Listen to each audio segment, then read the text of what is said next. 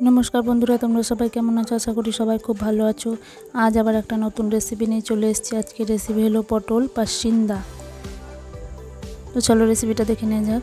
एखाने आमी पटल पासिंदा करार जोन्नो पटल निये निয়েছি। पटलेर खोसागुलो एभाবে ছাড়িয়ে নিয়েছি। এবার পটলের মাঝ বরাবর এভাবে পটলগুলোকে একটু চিড়ে দেব যাতে সমস্ত মশলাপাতি পটলের মধ্যে ঢোকে। এভাবেই চিড়ে নিতে হবে। তো আমি একটা একটা করে সব পটলগুলো একইভাবে চিড়ে নিচ্ছি। এখানে আমার পটল চিড়া হয়ে গেছে। এবার দিয়ে দিচ্ছি অল্প একটু হলুদ, অল্প একটু লবণ। এবার লবণ আর হলুদটাকে ভালো করে পটলের সঙ্গে মাখিয়ে নিচ্ছি। লবণ আর হলুদ মিশিয়ে পটলটা ভাজলে খুব তাড়াতাড়ি ভাজা হয়ে যাবে, কালারটাও খুব সুন্দর আসবে। কড়াইতে সরষের তেল দিয়ে দিলাম পটলটা ভাজার জন্য। তেল গরম হয়ে গেছে। এবার আমি একটা একটা করে পটলগুলোকে দিয়ে দিচ্ছি ভাজার জন্য।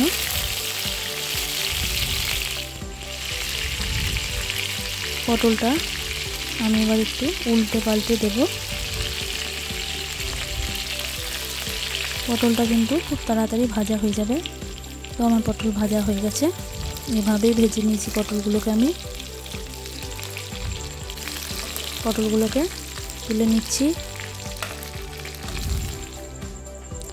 ওই তেলের মধ্যে দিয়ে দিলাম দুটো তেজপাতা আর কিছু গোটা গরম মশলা। এবার দিয়ে দিচ্ছি একটা টমেটো কুচি,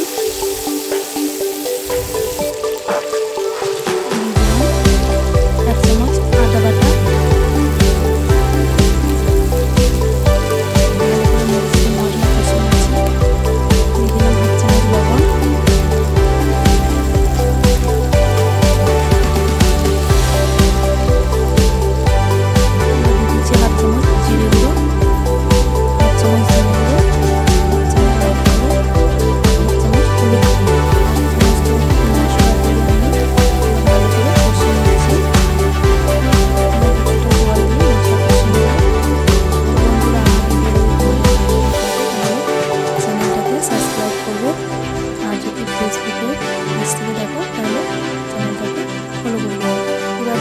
কাজু বাটা। তো আমি এখানে 10টা মতো কাজু বাদাম বেটে নিয়েছি, সেটাকে দিয়ে দিচ্ছি।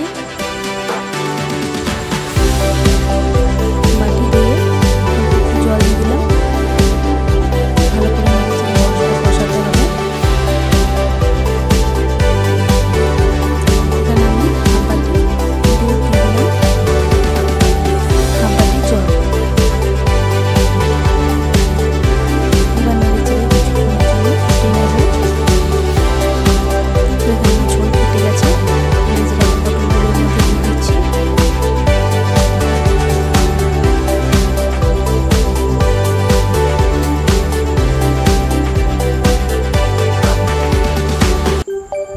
পটলগুলো সেদ্ধ হবার জন্য কিছুক্ষণ ঢাকা দিয়ে রান্না করব। কিছুক্ষণ পরে নেড়ে চেড়ে দিচ্ছি।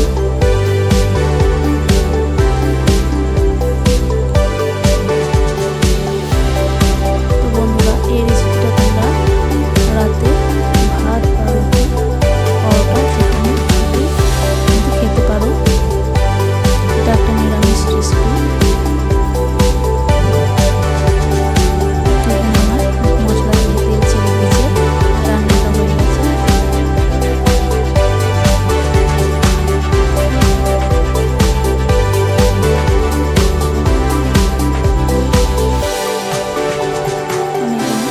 অল্প একটু গরম মশলা দিয়ে দিলাম। গরম মশলাটা মিশিয়ে নিচ্ছি।